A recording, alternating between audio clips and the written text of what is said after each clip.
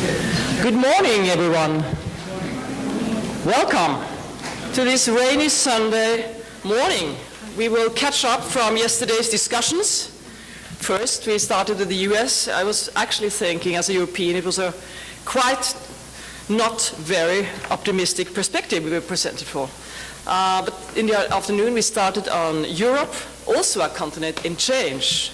My name is Guri Hjeltnes. I'm the director of the Holocaust Center in Norway, historian, and also board member of the Fritt Ord Foundation. It's a pleasure to chair this first session today. Our discussions will move on today to Germany and thereafter up north to Scandinavia. There is a slight altering of the panel's focus than in the program. There are no one presenting the scene of the Netherlands, but we are so lucky that we will have an American perspective on this part of Europe under the title, The Meaning of Scandinavia in the Age of Trump. The conference topics, as we know already, range widely on inequality, immigration, and the politics of populism. And our panelists this morning will contribute to these topics in question from different angles, ranging wide. And no doubt, my ladies and gentlemen, the political landscape in Europe has changed over the last decades. An important characteristic of this change is the stronger position of the right wing. The amount of followers are growing. Extreme right parties have been invited into different coalitions of governments, and established conservative parties adjust. We do see that parties with excluding nationalism and authoritarian affiliations have a bigger support than ever in the years after World War II. But parties like these in Europe had around 2% support till the midst of the 1980s. Today they have around 14%, and these figures of course varies in the different countries. In Denmark, the Danish Folkeparti is the biggest party on the right side. The same you can say in Austria and the Netherlands, and also in France, as we heard yesterday, established political actors have suffered a blow. Even in countries that long seemed to be immune against the extreme right, like Sweden and Germany, right-wing parties have grown substantially in the last years. Despite several political scandals, the Swedish Democrat is the second biggest party. In some surveys, the party have been the biggest on the right side of the politics and bigger than the moderates party. And in Sweden, almost all established parties have, in the aftermath of refugee crisis and the growth of the Swedish Democrat, suddenly started to talk about Sweden, Swedishness, and Swedish values. And yes, also in my own country, Norway, so-called Norwegian values are discussed more intensely than before. The party landscape in Germany, we will this morning soon hear more about that, is changing following the popularity for the Alternative for Germany, AfD. And the party before the refugee crisis had support from 5% of German voters, and now came an expansion. Populism or right-wing populist support, whatever we call it, in the Nordic countries varies considerably. In Norway, the Progress Party has been a member of the center-right coalition for 4 years. While basically staying loyal to the Prime Minister, the party has avoided the fate of being forgotten by its anti-immigration core clientele by having a few wild cards within the cabinet. Strident anti-immigration rhetoric has been tolerated by the Prime Minister and kept the faithful loyal to the Progress Party. In Sweden, the Swedish Democrats have been frozen out of parliament. No one wants to talk to them. This is in part due, simply put, to the past. Sweden was not occupied by the Nazis during World War II, as was the case with Norway and Denmark. Hence, there was no retribution against the Nazis after the war. Swedish fascism lingered on and spawned a series of small groups on the far right, and some of them have succeeded joining the Swedish Democrats. But let us begin. Our three eminent panelists will speak 15 minutes, approximately, maybe a little longer, maybe a little less, whatever. We have plenty of time this morning, ladies and gentlemen, and then we will discuss within the panel and, of course, invite in the audience. And I will present the three panelists. Henning Hoff is executive editor of the Berlin Policy Journal and a contributor to Die Zeit. And he's a political scientist, a social scientist, we agreed upon this morning. Historian. And a contemporary historian. Contemporary historian. Well, that's even better. He's the author of Großbritannien und die DDR between 1955 and 73. And Henning Hoff will speak under the title The Strange Victory of Populism in Germany, and he will also touch upon Austria. And he will be followed by Grete Brockmann. She's chair of the board of the Fritt Ord, and she's also the professor of sociology at the University of Oslo.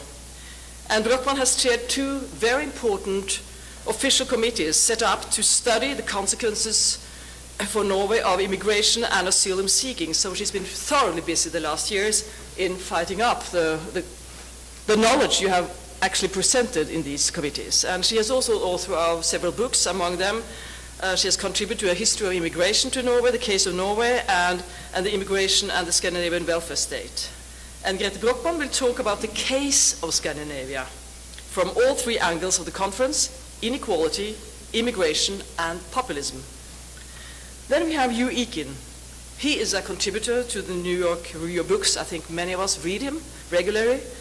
And he's adjunct professor at the Columbia University School of Journalism. And this year he's a fellow at the Coleman Center for Scholars and Writers at the New York Public Library.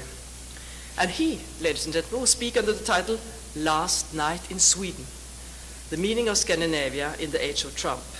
So off you go, Henning Hoff. You speak under the title, The Strange Victory of Populism in Germany. Please, the floor is yours. Welcome, everybody.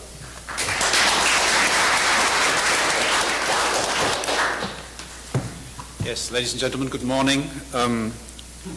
First of all, I would like to extend my warmest thanks to the organizers, Simon in particular, for the opportunity. I'll talk about populism in Germany, in particular about the recent elections of September 24th, when the populist Alternative for Germany, or Alternative für Deutschland, entered parliament for the first time. And since Guri had asked me for a title, I've decided to call it the Strange Victory of Populism in Germany.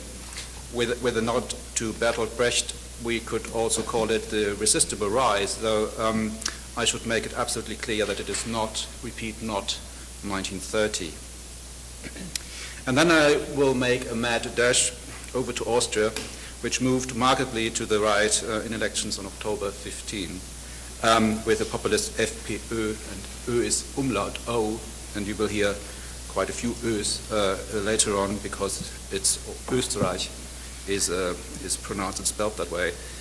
So the FPÖ winning quite a big victory and will likely enter government in Vienna. But Germany first. The Traffic Club is a somewhat cheesy little-known nightclub in blue and pink in a former GDR high-rise facing Berlin Alexanderplatz. And shortly after 6 p.m. on September 24th this year, Alexander Gauland, the septuagenarian leading candidate or Spitzenkandidat of Germany's far-right populist party, AfD, grabbed the microphone. During the afternoon, he, like other party leaders and journalists in the know, had received estimates of the outcome of the Bundestag elections, which put the AfD at 16 or even 17%. Now the polling stations were closed and the party could start. Speaking into a barely working microphone, Gauland declared, "We will hunt Frau Merkel or whoever will become chancellor. We will get our country and our people back." Thus, the international media got their chilling headlines.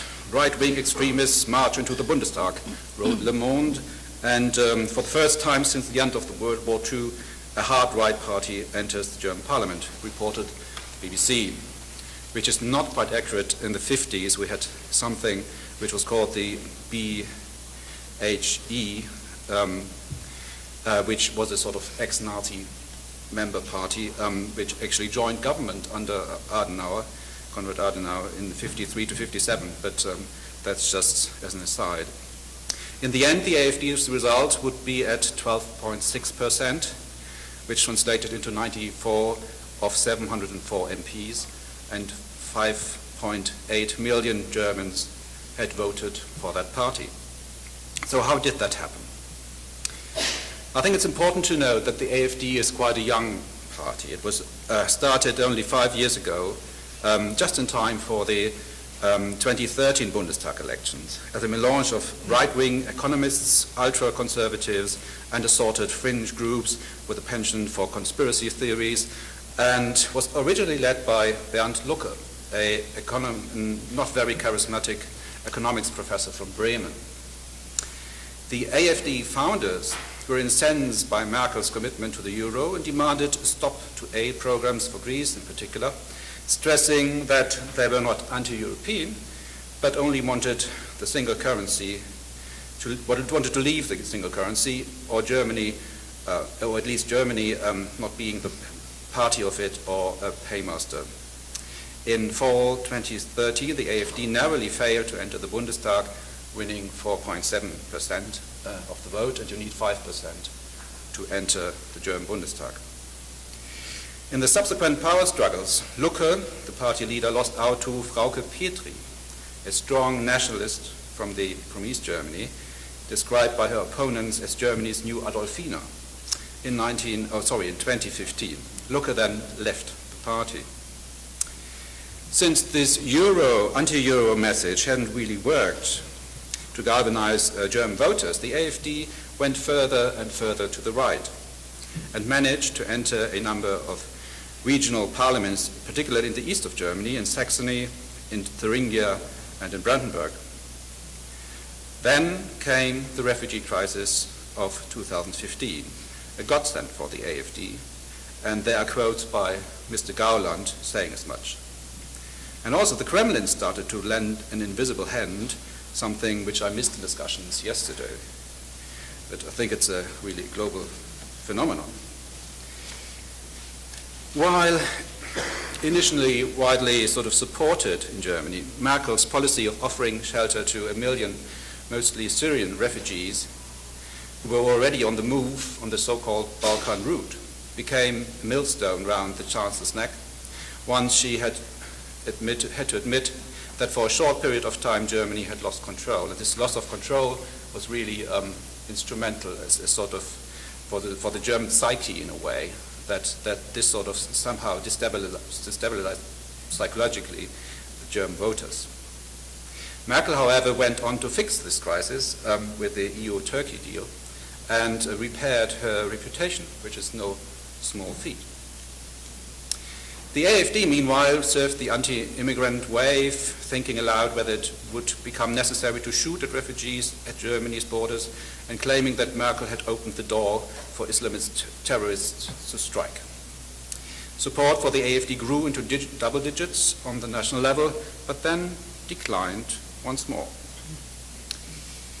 And then, in the run-up to this year's election, the AfD got lucky again, because while the German printed press did its job, the German television did not, and I'll come to that in a moment. Die Zeit exposed the fact that Alice Weidel, who's the co-leader of the AfD, a former Goldman Sachs banker, and Goldman Sachs, I think, is an organization which also is on the CV of Mr. Stephen Bannon. One wonders sort of what connection there is.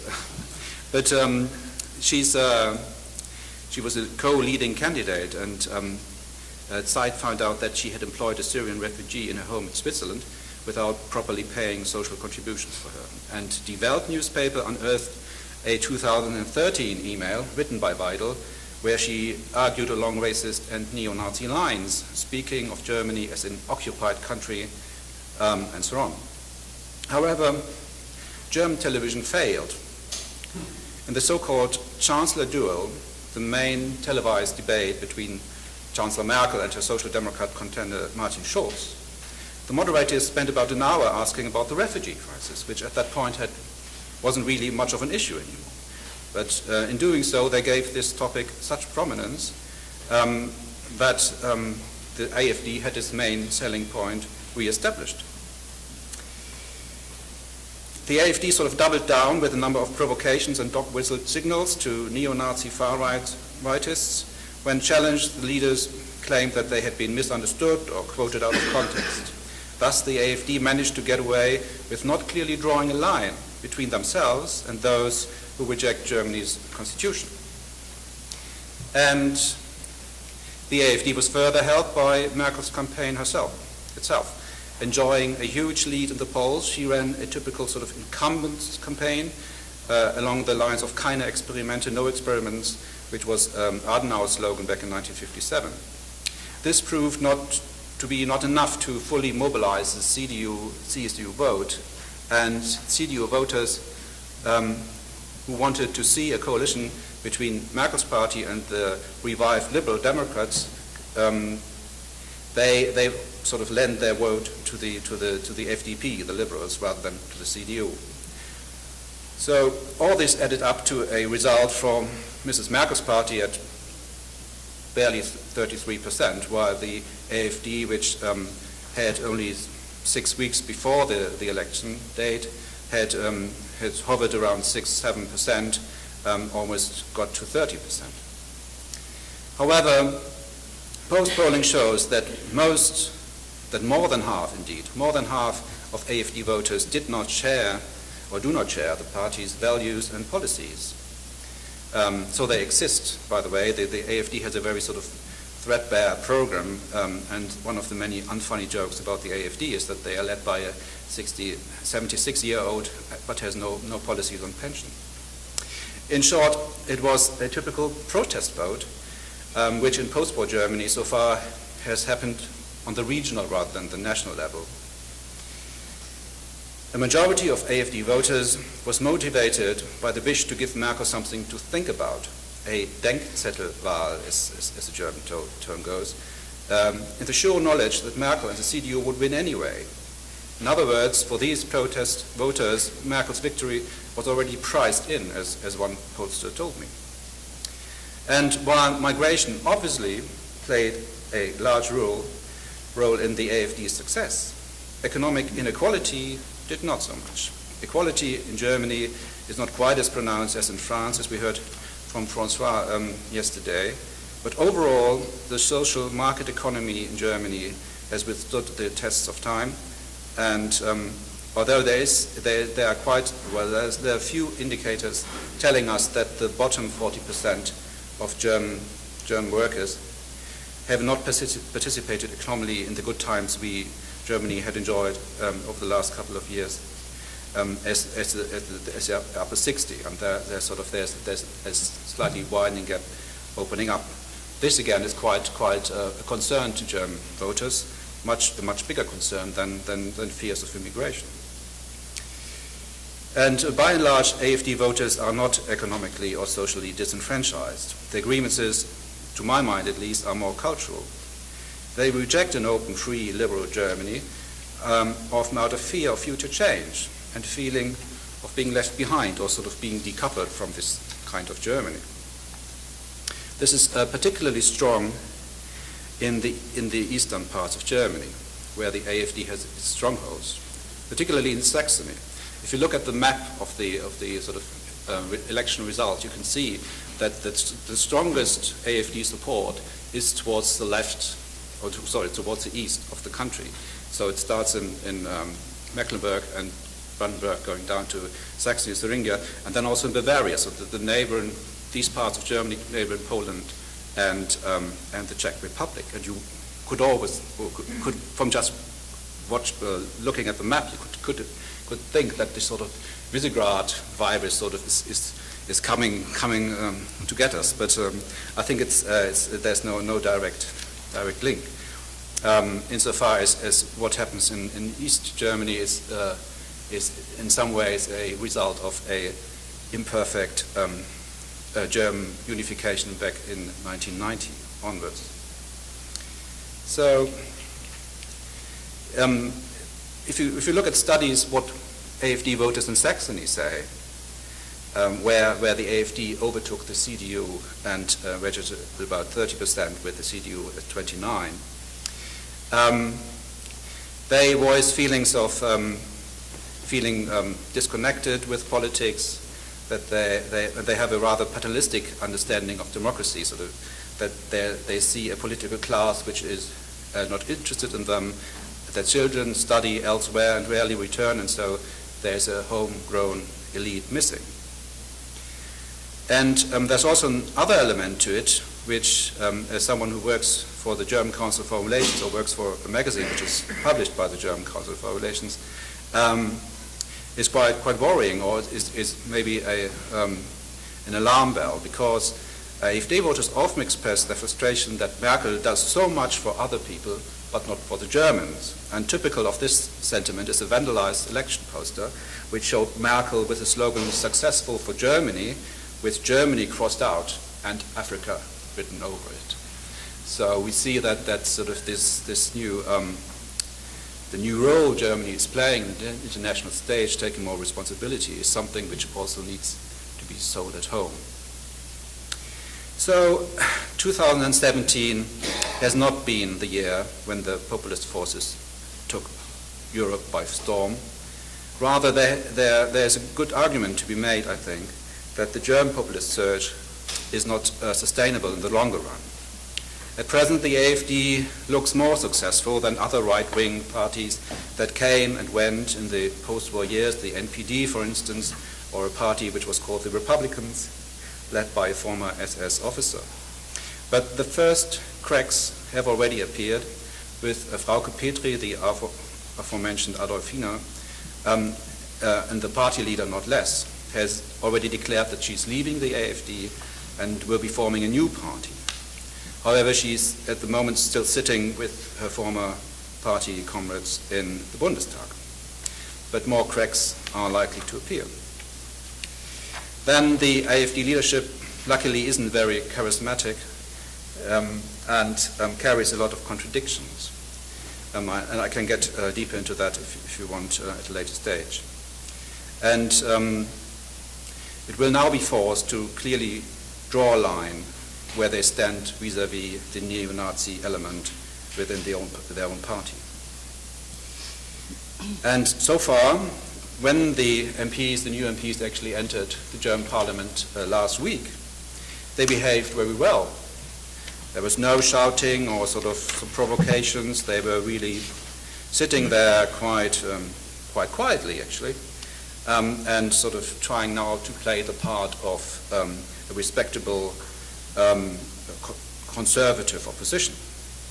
And in a newspaper interview today, Alice Weidel told Bild am Sonntag that her idol in politics is Margaret Thatcher, and that the AfD would like to join the German government next time round, so in 4 years. So the strategy seems to be clear, that they try to sort of to make the shift again from pronouncing rather neo-Nazi positions to going all back to the sort of more respectable but ultra-conservative, ultra-nationalist position.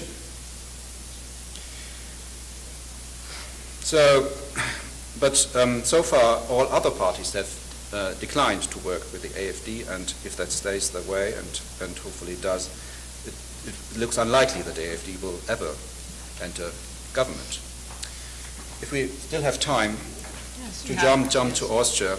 Absolutely. The news from Austria, unfortunately, is a little less encouraging. On October 15, Austria moved markedly to the right in its parliamentary elections. Sebastian Kurz, a sort of boy wonder, 31-year-old Austrian foreign minister and leader of the conservative Österreichische Volkspartei, the Austrian People's Party, had earlier ended a coalition with the Social Democrats, the SPÖ, as a senior partner, and run a highly personalized hard-right campaign. He overtook his party, and the party was called Sebastian Kurz, the New People's Party. So very personalized and very right-wing as well. Sort of what he tried, obviously, was sort of stealing the populists' clothes. With that strategy, he won 31.5% of the vote, while the populist FPÖ, led by Karl-Heinz Strache, won 26%, a plus of 6%. So both parties will now likely form the next Austrian government. But if you look at Austria, you have to note that the FPÖ is not a new party. It's been around since the 1950s, propagating hard right or even neo-Nazi positions. In 1986, new leader Jörg Haider moved the party firmly into right-wing populist territory and was a kind of pioneer in this field. And he also managed to firmly ingrain the party in Austria's political DNA. And with it being around so long, it's now very difficult to dislodge it. And Austria has tried, maybe every 15 years or so, to bring the FPÖ into a government. The first to try was the SPD's Uno Kreisky back in '83, with the pre-Haider FPÖ, which were more liberal at that time, and then Wolfgang Schüssel, the conservative, in 2000. These governments always were very unstable, but one seems this time round it could become a more sort of solid enterprise. Austria now looks a little bit like a swing state between Visegrad Europe, the sort of illiberal Europe of Mr. Orban and Mr. Kaczynski in Hungary and Poland, and Western Europe. And Austria is becoming, I think next year, is at the helm of the EU for half a year. And this Austrian EU presidency will probably come at a decisive time. So that's another worry we have to keep in mind. But it should be mentioned that Austria has been a laggard in terms of democracy ever since World War II. It was a political landscape which was dominated by two big parties who sort of sliced Austria in the middle, and sort of all jobs that are there to be given to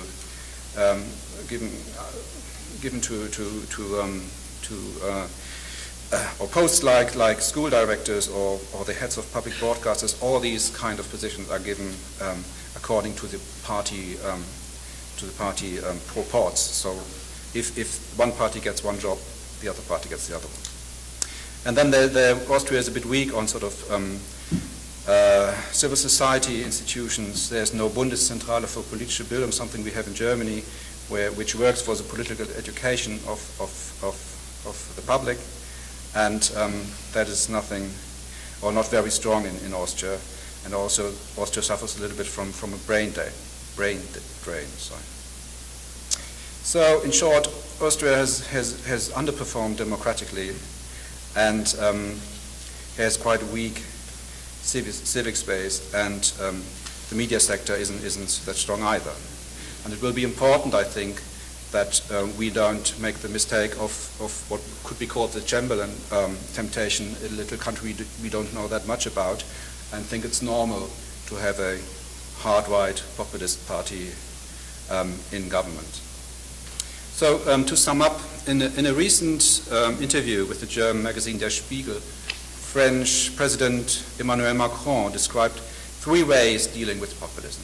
And he said one way would be to ignore it, and that is what Mrs. Merkel did in the last campaign, and did unsuccessfully. Another one is sort of adopt it.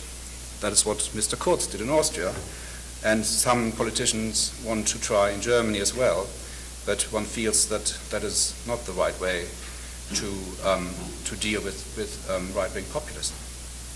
And that leaves us with oppose and fight it and reject it as a form of democratic politics, because it is not. Thank you very much.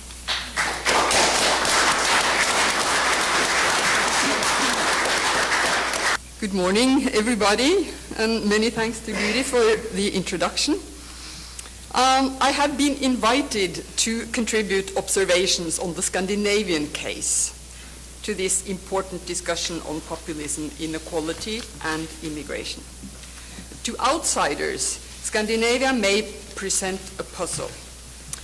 Nordic societies enjoy a reputation for being equality-oriented, open, and humanitarian, for being concerned with both solidarist national citizenship ideals and the international human rights regime. After the 2008 financial crisis, Scandinavian countries gained renewed recognition internationally. The consistent top ranking in quality of life ratings caught the world's attention. Scandinavia's robust economies and their tripartite negotiation model combined efficiency and equity better than any other countries. And The Economist magazine declared in 2013 the Nordics the new supermodels, best in everything,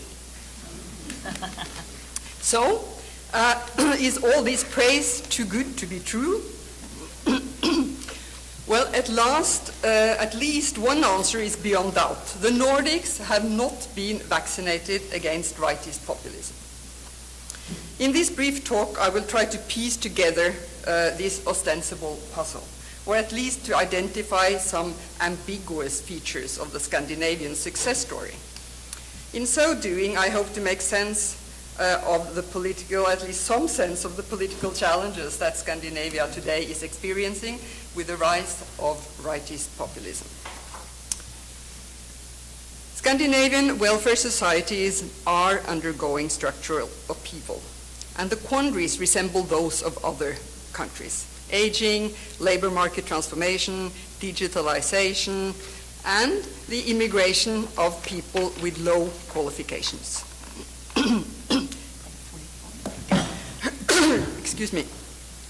Scandinavian resilience, the Nordic model's capacity for adjustment and ability to weather crises, is usually ascribed to its strong trust-based system, a balanced labor market and welfare state nexus, consensual politics, and cultural and religious homogeneity. Lately, however, pressure has come down on Scandinavian reliance on welfare state mechanisms as a way to moderate capitalism, as a way to strike a balance between politics and the market, and besides, and that's important in this context, the welfare state's nation-building project is being challenged. The pressures evolve along two dimensions here. One, economic globalization and digitalization are producing material effects that are stressing the civic contract of the welfare state, a system in which most citizens work and pay high taxes in return for social protection from cradle to grave. The other dimension belongs in a more ideological realm, whereby cosmopolitanism and the human rights regime are seen as threats to citizenship rights and national belonging, especially among those feeling uncertainty due to the former development. This double jeopardy reflects circumstances elsewhere in the world. Yet it takes on a specific dynamic in Scandinavia, given the welfare model features and how they interplay with other forces. And I'll come back to that point, but first a few lines to describe the populist landscape. In the last decades, populist right parties have become increasingly successful in Scandinavian politics. These parties are not uniform, that's important. They have varied historical roots, different ideological edges, and they have taken on different roles in parliamentary structures. That said, key Scandinavian scholars in the field characterize this party family as embracing some similar approaches. They are consistent in their rhetorics of representing the true people, taking stands that are anti-establishment, pushing fairly centrist socioeconomic policies, and being anti-immigration and by and large anti-EU. The surge of the Swedish Democrats descending from the extreme right is a rather new fixture in Swedish politics. Pursuing a harsh rhetoric, they have now surpassed the conservatives on opinion polls and have a realistic possibility of becoming Sweden's largest party on the right. The Danish People's Party, although being strongly anti-immigration, is more pro-welfare state, now cooperating with the Social Democrats on labor and welfare issues. Their following is now on par with Denmark's governing Liberal Party. Norway's Progress Party, so-called, which is now entering its second term in government with the Conservative Party, has played a more moderate role than the others in the family. It's less authoritarian and more market liberal economically. Polls from May this year assign the Danish People's Party with 17% of the population vote. For the Swedish Democrats, that figure was at the same time 21%. Norway just had the parliamentary election with 15% of votes going to the Norwegian Progress Party. When it comes to the present support of populist parties, Sweden and Denmark actually are in the upper segment in Europe in terms of following.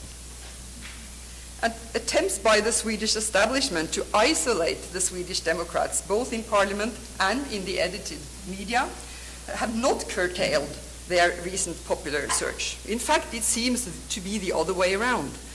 These dampening endeavors may be fanning flames. Control of public media by the purported elite has boosted popular resentment. Parts of the population, it seems, lacked legitimate venues to express themselves until the internet made it impossible to contain their frustrations and animosity. These three populist parties have gained ground, pandering to everyday people's social insecurity. This has been particularly visible among vulnerable groups from lower social classes in the non-urban areas. In all three countries, the populist parties have mobilized, first and foremost by playing on fears. Rising immigration, they have warned, is simultaneously stealing native jobs, straining the generous welfare system, and causing greater criminality and insecurity. And on top of that, more diversity, they have argued, poses a threat to culture and valued traditions of the nation. The target constituents are defined by a sense of loss. Ethno-national identity is both here the stage for and the object of this political struggle.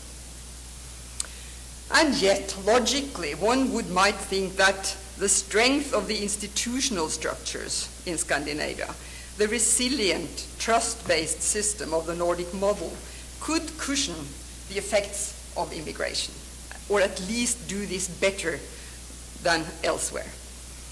My hypothesis is that there are specific vulnerabilities in what is an otherwise well-balanced and robust welfare model. These vulnerabilities may help explain why populists have emerged with such vigor over the past years in the region. The axle is an unfortunate combination of increased labor market inequality and tensions spurred by immigration from cultures that are believed to be incompatible with Nordic ways of life. Even in Scandinavia, globalization has both winners and losers. Although many economists have painted a rather optimistic long-term picture of the effects of immigration, a number of citizens have feelings of unrest and insecurity, having to compete harder for low-wage work and deal with rapid cultural changes. And regardless of the facts, there is a basic fear of change and instability and unease about the pace of transformation. In the last decades, Sweden and Norway in particular have held top ranking worldwide when it comes to the rate of immigration. It's higher than in the US, it's higher than in Canada, it's higher than in Australia. It's remarkable, actually. Despite efforts to curb inflows, parts of the population feel that leaders' capacity to handle the phenomenon is at best half-hearted and at worst incompetent. So the anger is directed both at what is seen as futile leadership and the elite's disregard of problems among common people. Now, historically speaking, the comprehensive and regulatory Scandinavian state has operated on a basic tenet that vulnerable groups in society deserve economic transfers, and on the principle that all legal residents get equal treatment. And this has resulted in two key implications for immigration from the very start. First, inflow control has been a chief concern. The welfare model, all-embracing and generous in principle, yet undermined if exposed to too great a load, requires limitation and or selection of potential new members from outside. Second, it is necessary to integrate newcomers. And this applies to working life, but also to society in general. If the societal model is to stay intact. New residents must be made part of it. As good welfare states cannot have large numbers of people not working or falling through the net, marginalization creates disturbances to a regulated working life, squeezes social budgets, and ultimately may undermine overall solidarity. Before 2004, such risks were linked to immigrants from the global south, largely refugees and their family members. A systemic problem these groups faced was labor market inclusion. Lacking education, they struggled on the high-paying and productively demanding labor market, resulting in persistent welfare dependence. After 2004, a major change occurred, notably in Norway. The EU extension eastward led to the largest influx ever of semi-skilled and low-skilled labor migrants. As of now, this EU mobility has served the economy well on the whole. Still, vulnerable groups in the national labor force have felt the influx's negative effects, including stagnant pay due to low-wage competition, contributing to labor market dualization and erosion of collective institutions. What is at stake is overall social protection in the long run, which has been achieved via the balancing mechanism of the welfare model. To have work pay is a pillar of the expensive tax-based system. If there is a downward pressure on the wage level, welfare benefits will also be squeezed in an effort to maintain work incentives. In practice today, this means playing weak groups off against each other, and it is this battleground that offers some of the political mooring of the political populist right. The core of the problem concerns pace, the high rate of immigration, and this has to do with absorption capacity of an orderly labor market and a generous welfare system. Immigration may produce social inequality at the pace that inclusive institutions cannot cope with well enough. It may also spark conflicts in values, burdening society's cultural absorption capacity as well. And this may reinforce the resentment already harbored by vulnerable parts of the population and encourage their support of the populist right. Residential segregation along ethnic lines is already a problem in Scandinavia, and particularly in Sweden. It is sometimes labeled subsidized isolation. Since the turn of the millennium, issues relating to so-called social cohesion, the forces binding society together, has become a topic in Scandinavia, particularly in Norway and Denmark. And in the public eye, increased ethnic diversity is a central part of this challenge. Investigating these questions, international research yields conflicting findings. In Scandinavia, several researchers believe it's not ethnic diversity in itself that is the problem, but rather the combination of growing social inequality, cultural heterogeneity, and ethnic segmentation. Segregation is damaging to societal trust, the feeling of unity among the population. And when groups with systematically low labor market participation are also those who are considered most different in terms of culture and values, this trust can begin to deteriorate. Scandinavian political scientists Per Mauritzen and Bo Rothstein have emphasized the threat this poses to the common social contract in a generous welfare state. That is, there is a risk of undermining the reciprocity norms that the legitimacy of the social model is founded on. So, lastly, what is there to do? There are obviously no easy ways out of this. Historically, Scandinavia's master recipe has been investing in people through the basic institutions, work, health, and education, economic transfers, social engineering.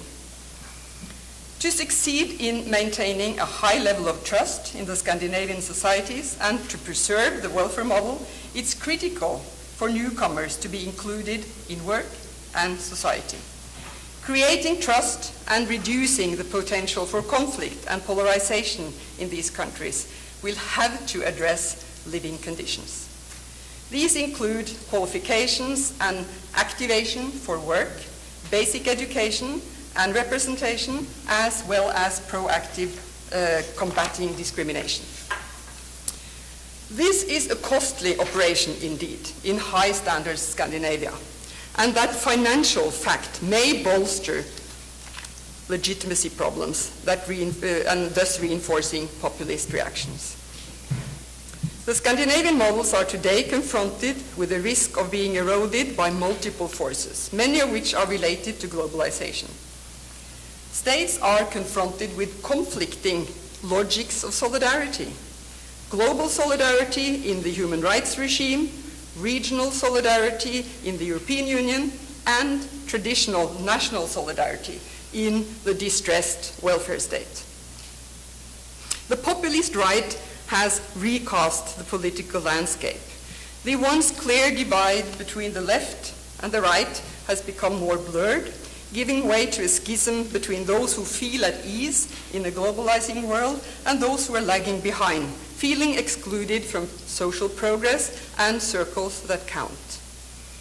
The dilemma is how to fight rightist populism without reproducing the mechanisms that generated the phenomenon in the first place. And liberal intellectuals do have some challenges here. Trying to create the so-called the new we is bound to fail if it's done as a top-down therapeutic endeavor, disregarding welfare inequality, class conflict, and the unequal distribution of social capital. The targeted population would then most likely say with the German writer Hans Magnus Enzensberger, "I am not one of us." Thank you. Thank you.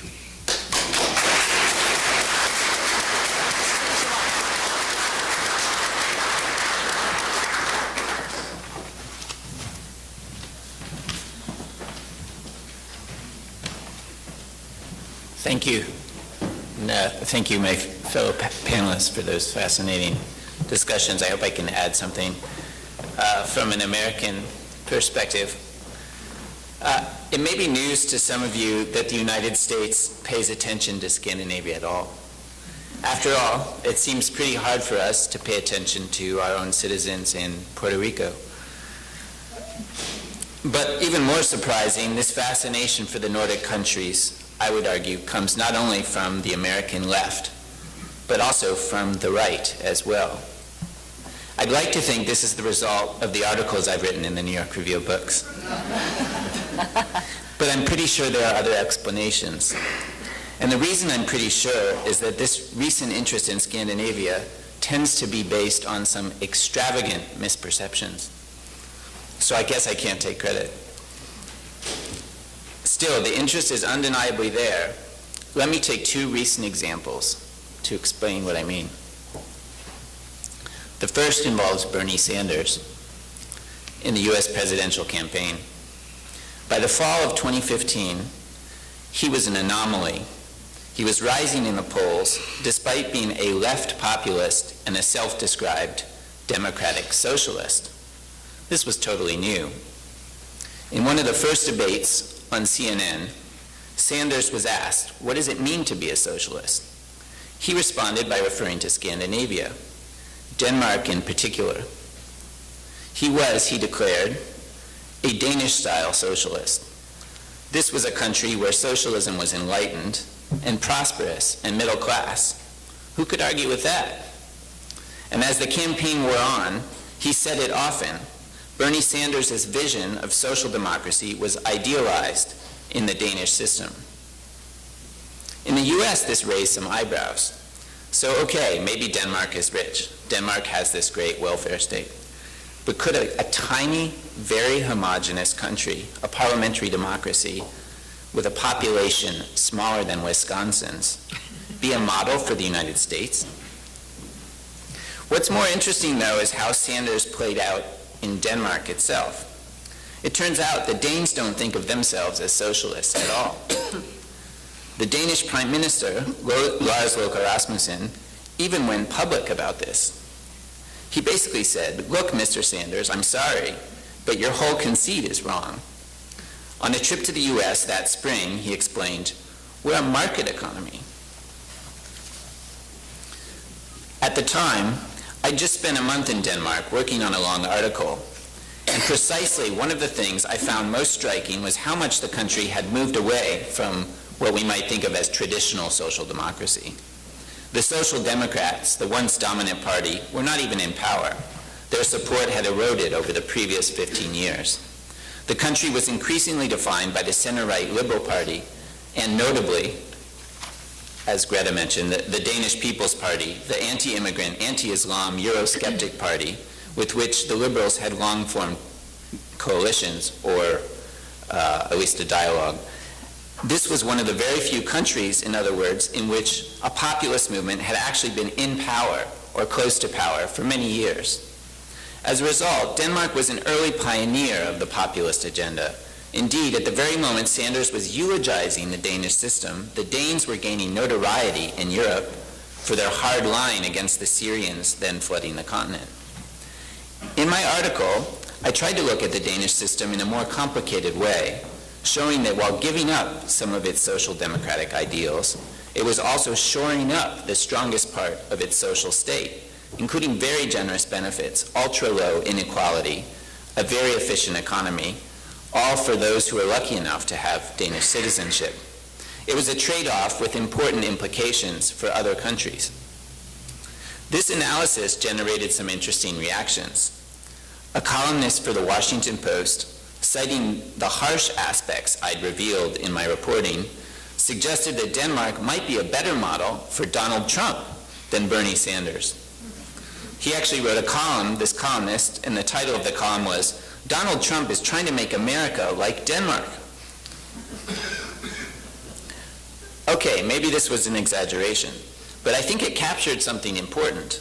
Studies were showing that Trump supporters, people from the white working class, were also concerned about health care and benefits, and they were worried about an influx of foreigners and others taking their jobs.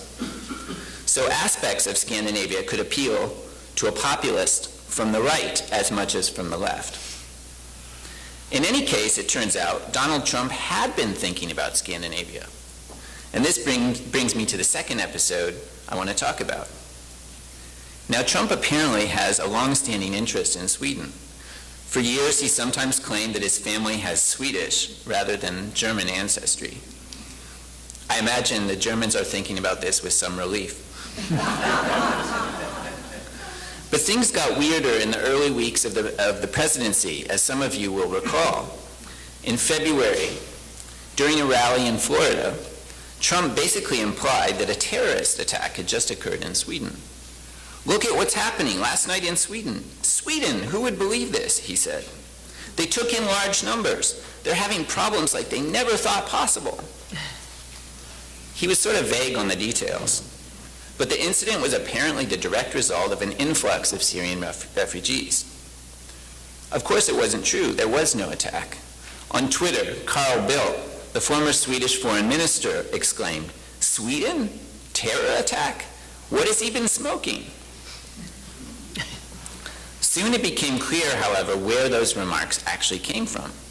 Trump had just seen a shrill documentary on Fox News about Syrian immigrants in Sweden, one that painted an extremely lurid view of a social welfare state run amok. Immigrant riots, chaos, violence in the streets, and virulent Islamic extremism. It later emerged that a lot of the film had been doctored. Several of the Swedish people interviewed in it disavowed the way their words had been twisted and distorted. But the short of it was, the president had taken something he heard on TV to buttress a point he wanted to make. In this case, the claim that letting in refugees leads to terrorism. But why was Fox News interested in Sweden in the first place? After all, Fox is not really known for its international coverage. There was a deeper story to this. Just as the Bernie Sanders left had long been enamored of an idealized Denmark, the alt-right forces that supported Trump had long been obsessed with a dark vision of Sweden. Take Breitbart News, the nationalist anti-immigrant news site run by Steve Bannon, Trump's former chief strategist. If you look in the Breitbart archives, you will find literally dozens of articles about Sweden going back for several years. A tension that is all out of proportion, you might think, with the level of interest in Swedish politics in the United States. More important, these articles on Breitbart are overwhelmingly negative, not surprisingly. To give you the flavor, here's a couple of titles. Warring migrant tribes, grenade attacks, authorities that don't give a damn. What is going on in Sweden? Or this one, Malmö, crime skyrocketing due to uncontrolled immigration, no-go zones. The themes that come up again and again are remarkably similar to those in the Fox video. The general message being that socialist Sweden, with its open-door immigration policy, has turned into a nightmarish land of gang violence, Muslim extremism, and immigrant neighborhoods so blighted and dangerous that ordinary Swedes, even the Swedish police, are afraid to enter them. So how do we assess these claims? It's true Sweden took in an extraordinary number of Syrians and Afghans in the first 10 months of 2015. It's also true that Sweden's big cities are far more segregated than cities in other Scandinavian countries, with non-European immigrants concentrated in rough suburbs, a situation much more like France, say, than Norway or Denmark. Yet, if anything, the country's economic performance would seem a glaring disproof of Trump's arguments about the threat of refugees. While absorbing more asylum seekers per capita than any other Western nation, Sweden has enjoyed growth rates that most Western countries can only dream about. In 2015, the Swedish economy grew by more than 4%. Last year, the figure was 3.3%. These are precisely the kind of growth figures Trump has promised to bring to the U.S. Still, the last night in Sweden controversy did gain some traction in Sweden itself, of all places. For one thing, as I think everyone remembers, there was a terrorist attack in central Stockholm later in the spring, in April. Quite terrible, 5 people were killed. But there was something else in the reaction immediately after Trump made his comments, at which point there hadn't been an attack. In early March, a week or so after Trump's comments, the Wall Street Journal published an opinion piece by the leaders of the Sweden Democrats, the far-right populist party, that had recently grown to become one of the larger parties in Sweden. The title of the article was, "Trump is Right. Sweden's embrace of refugees isn't working." And the authors went on, Mr. Trump did not exaggerate Sweden's current problems. If anything, he understated them. Then they went on to list car burnings, riots, gang violence, and Swedish jihadists being recruited by the Islamic State. In essence, the Sweden Democrats were painting a picture of Sweden that was very similar to the Breitbart Fox News view.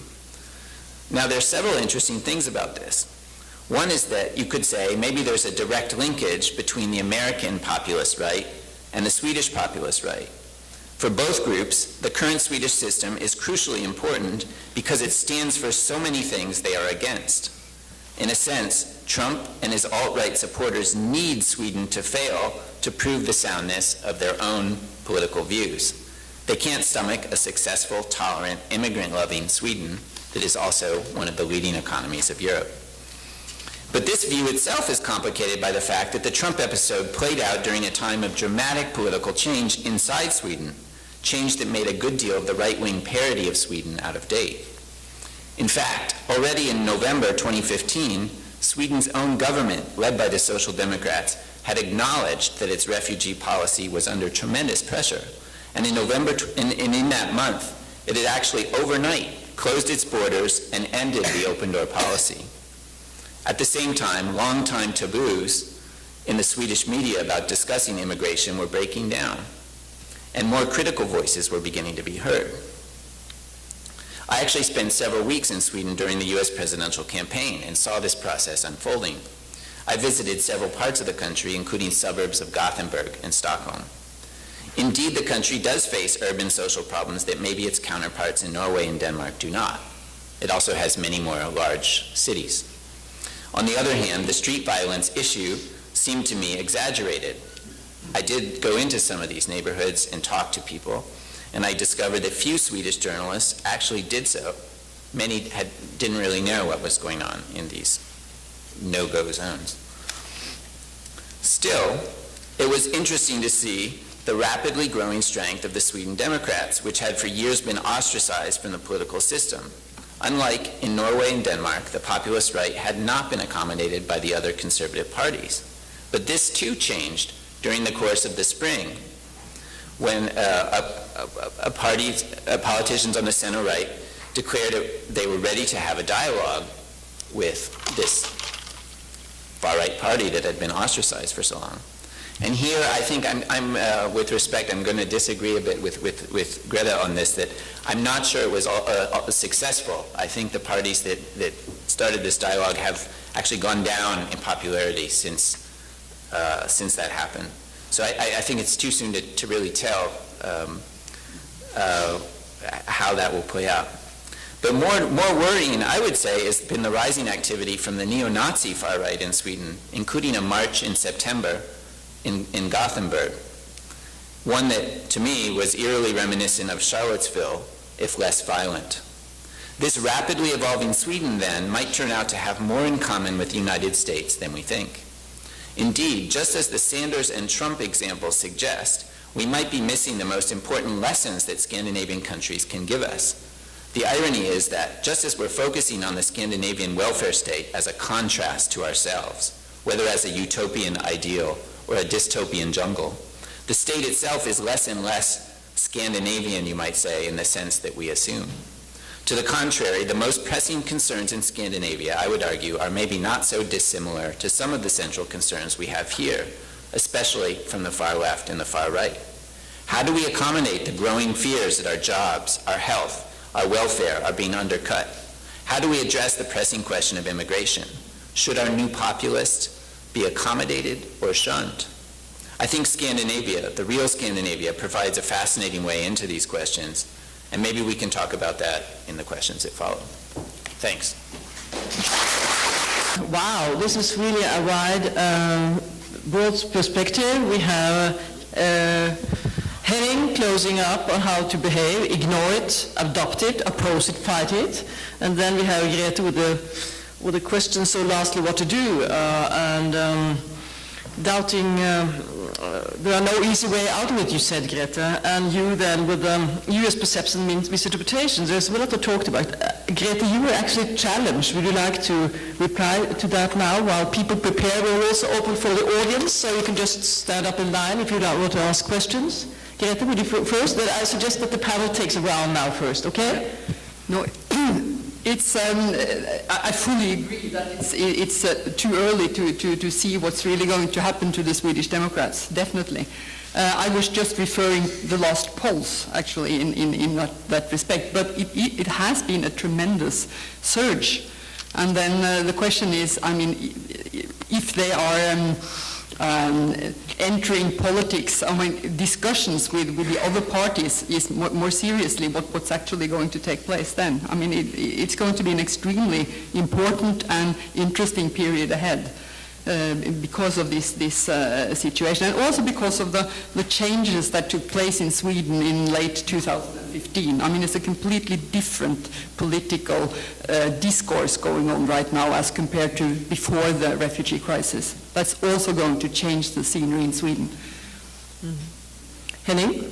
It's interesting to see how the refugee crisis of 15 impacted all of Europe, but in every sort of country's reaction has its own sort of peculiarities. And in Germany, I think it's really amazing, maybe, sort of how well the sort of accommodation of such a large group has been organized, and overall it's been happening with rather little problems.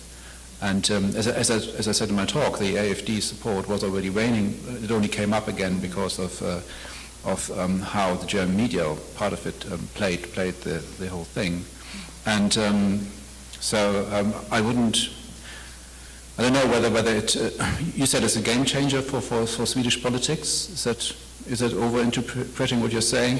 In Germany, as I said, I'm sort of on more optimistic side. I think it will be something which will be absorbed, and long term, I'm not so sure whether the AfD will be with us. No, in Sweden it has been a game changer already, but how it will develop further on, we certainly don't know. But I mean, the changes in 2015 was remarkable. They were dramatic in Sweden. I mean, the U-turn the government took after 10 years of an extremely heavy inflow to Sweden, and also with the prospects of just that it was just going to multiple over and over again. I mean, it appeared as it was no end to it, and that also prompted this U-turn. But it was extremely emotional for the politicians in the Swedish government, and I mean it's still going on in terms of the crisis management in the ideological realm and the discourse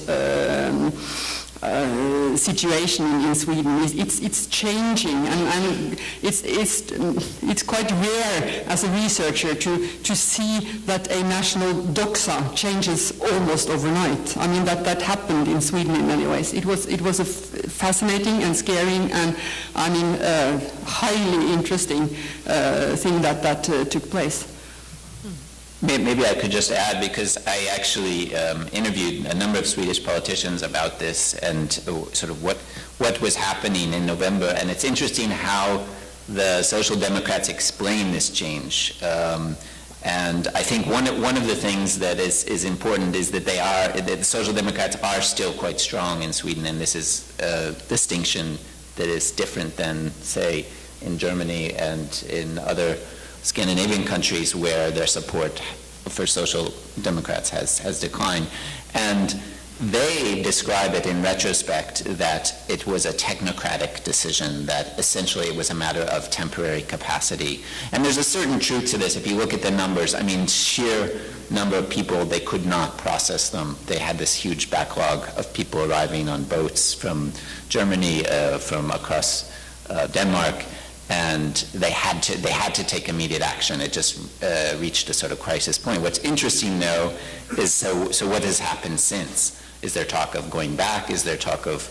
So I think we still don't quite know yet how much of this is you could say is really an ideological shift. For now, it seems that they're still kind of getting a hold of the situation, but maybe you have more insights on this. Yeah, as I said, I mean, it has been a huge change already, and also among researchers, it goes more slowly among researchers, I would say. But I mean, even in my circles, my colleagues in Sweden, I sense very clearly that they talk differently about these matters today as compared to before the refugee crisis, and also journalists, for sure. Journalists were quicker to change rhetorics as compared to the researchers during this dramatic fall. Thank you. I think we actually should open for questions from the audience. Two questions. First of all, the issue of the collapse of the welfare state's ability to function. Several years ago at Columbia University, the chief economist of the ILO came and discussed how after the crash of 2008, the social fabric in Europe, that is the welfare policy reforms of the post-war, basically were reduced dramatically. And in the United States, when one sees the arguments about the Great Society in the 60s, when you see the placards of it, they all thought that the economy would go up 2% and stay that way. Well, it didn't. So I was wondering how that interrelated to this growth in opposition, and how you see that relating to this whole phenomenon. Secondly, in the United States also, but in Europe, you talk about the we. There's been a fight about the historical unity of the society ever since the 1960s. I covered as a journalist the National History Standards debate. which was ripe with the political intersectionality of domestic right-wing and left-wing and centrist politics. How does that play out in Europe? You're talking about a collective we. How does that play out in how you see these situations in the society you discussed? Thank you. I think we take another question, please. Thank you, and thank you to it was great interventions from all three panelists. Just allow me to, I'm a Norwegian, by the way, board member at Fritor and former politician. I think Mr. Iken touched at something very important towards the end, that the challenges facing Scandinavian countries or the Nordic countries in the decades to come are not so different from those facing rest of Europe and the US. And more, we are becoming less Scandinavian and more similar in different ways in terms of the challenges, populism, integration, the demographic changes you could also mention. But there are still one or two very important differences that I'd like you to reflect upon, all three. And the first is the high level of trust that you see in Scandinavia is actually still there. And trust in each other and in public institutions have been increasing over the last decades in Scandinavia, while the opposite has happened in the US and in many European countries. And the second is, like Grete Brockman also touched upon, the universality of the welfare system. I mean, we're not a totally universal system in no Scandinavian country, but still the tendency seems to be many places now towards means-tested welfare systems. While an advantage with universality is, of course, that, well, it's more expensive, but it has a high level of legitimacy in the population. So would you like to just reflect upon those differences between Scandinavia and the rest of Europe and the US? Thank you. I think those two questions actually fill up our time. As I try to show in my talk, there's no direct correlation between sort of the weakening welfare system and the rise of populism, at least not in Germany. I don't know, in Scandinavia, probably it's maybe a little less clear cut, but again, I wonder whether it's really factual based, or whether it's a perception of that might happen, and that is why people start to support populist parties. If you talk about the we, in Germany, of course, that's a very tricky question, because German nationalism, of course, because of the Holocaust and World War II, post-war Germans couldn't be normal nationalist, proud to be German types. That still existed, of course, but it's very difficult to have this we. So the German we was built around the sort of the constitution, to some sense. There was this concept of being patriotic about your constitution, actually. And this worked to a certain extent, and only after reunification and the Soccer World Championship of 2006 was probably the sort of turning point when Germany sort of opened up a little and sort of enjoyed a little patriotic feelings sort of taking over. And ever since, I think there's sort of a movement to normalize German nationalism a little bit, and sort of while there's always this sort of ambivalence about we, and I think this relates back to this what is the German we? The politicians in Germany always have to try to make a European one. So you would sort of sidetrack the question of German nationalism and sort of create some kind of pro-European feelings, which would sort of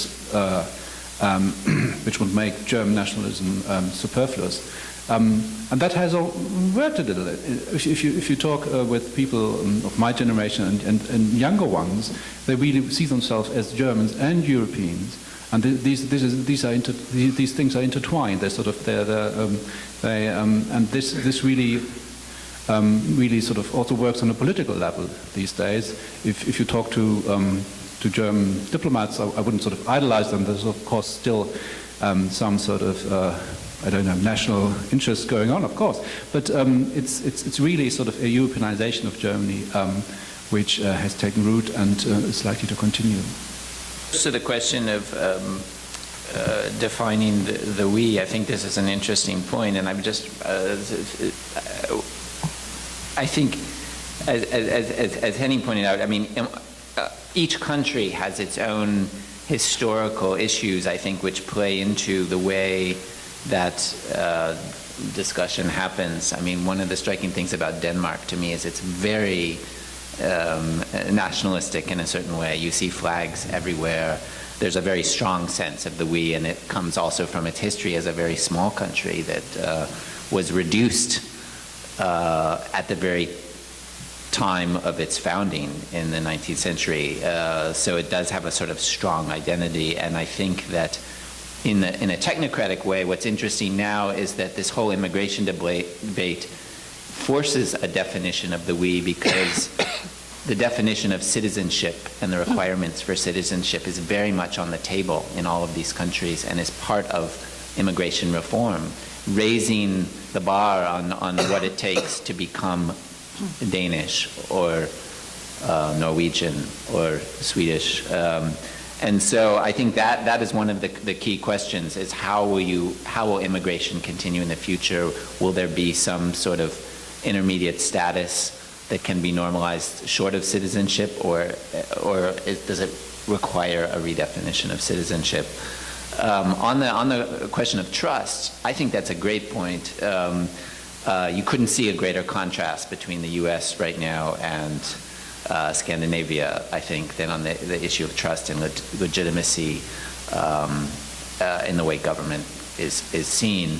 Now, that said, this is, again, in a way, particularly, I think, where in Denmark you can see this strongly, is that this is where you see this trade-off, that increasingly, and maybe the other Scandinavian countries are confronting this more now too, but Denmark has looked at this question and said, you know, we want to preserve this very strong trust and legitimacy of our system, and to do so we have to be very careful about how many new people we let in.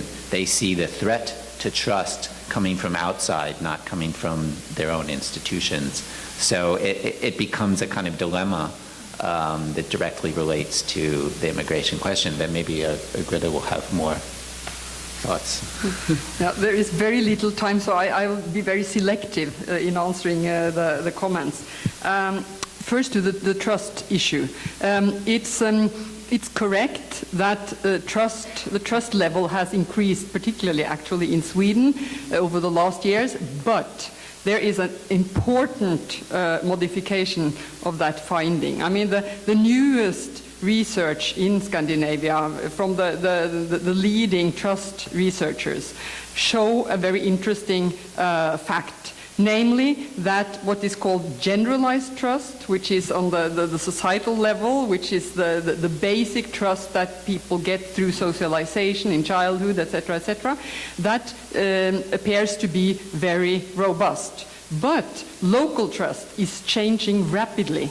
So when you study the trust level locally in Sweden, and this is also a comparative research, Sweden, Norway, and Denmark, you see a completely different picture. So that local trust is deteriorating and at a quite high speed. So one needs to specify what is meant by trust when we're referring to that. The question related to the US versus Scandinavia in terms of similar problems. I agree that, I mean, superficially, the problems are, or not only superficially, some of the problems are very similar, but, I mean, the way they are handled are very different, and they have to be very different if the premise is that Scandinavian politicians want to keep the model more or less intact. And that's what I also talked about earlier. I mean, the welfare model is, as I usually say, it's both the problem and the solution.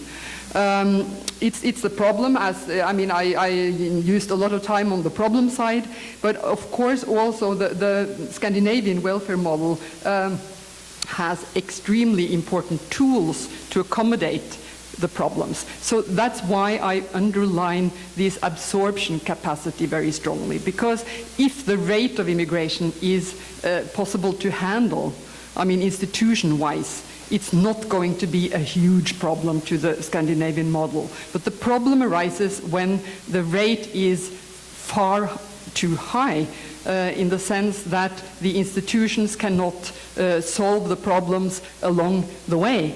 And then you get an accumulated effect like we see in Sweden.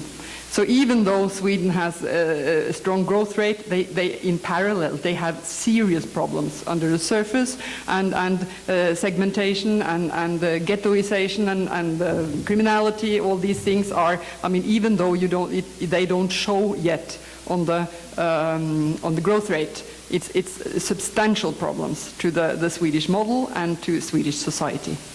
Thank you. Thank you. Ladies and gentlemen, I think this morning has shown that we're absolutely in the middle of something happening in Scandinavia and Europe and Germany and Austria. It's like we're caught almost in midst of action in media res. I think we could absolutely have many talking points for the break coming up. I think we all need now a hot cup of coffee. Yes. A very hot cup of coffee. And I would like you to join the audience to join us in an applause for the panels, which has really been fantastic. Thank you so much. Thank you. Thank you very much.